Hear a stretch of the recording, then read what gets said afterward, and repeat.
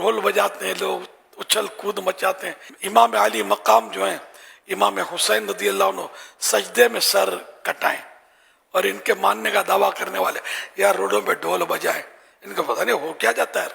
تمہارے والد صاحب کی برسی ہو، دادا جان کی برسی ہو، کیا ڈھول بجا کر کوئی آ جائے گا؟ ڈھول پہن کر دادا جان کی برسی میں چلو، اور ڈھول بجا رہے ہو، پھدک رہے ہیں، اچھول رہے ہیں، گول گول گھوم رہے ہیں، اور لاٹھیاں لے کر مار کے بھگا دیں گے آپ کو. تو میرے پیارے آقا صلی اللہ علیہ وسلم کے نواسے جنہوں نے سجدے میں سر کٹایا، ان کی یاد ڈھول بجا کر منا رہے ہو یار، اور اچھل کود کر رہے ہو. عقلیں کہاں ہے تمہاری یار؟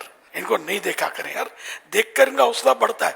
اگر ان ڈھول بجانے والے کو اکیلا کر دیں گے نا، یہ خود ہی اس کی ناک کٹ جائے گی یار، کوئی دیکھتا ہی نہیں میرے کو، چھوڑو یار ڈھول کو چھوڑو. تو ہم دیکھ دیکھ کے اور حیرت سے دیکھتے ہیں، تو کوئی پیاسی نظروں سے دیکھتا ہے ان کو.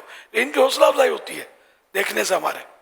اور حدیث پاک جو جس قوم کا مجمع بڑا ہے وہ انہی میں سے. یہ جب دیکھنے جو جائے گا یہ بھی اسی قوم کا کہلائے گا کہ ان کا مجمع بڑھا رہا ہے، اضافہ کر رہا ہے ان میں.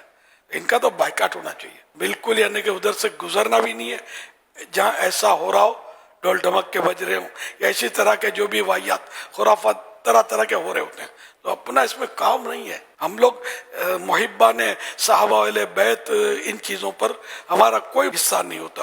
ہم نمازوں والے، اللہ اور رسول کی محبت کرنے والے، سنتوں پر عمل کرنے والے، الحمدللہ ہم ایسے لوگ ہیں، اور ایسے ہی بن کے ہمیں زندگیاں گزارنی.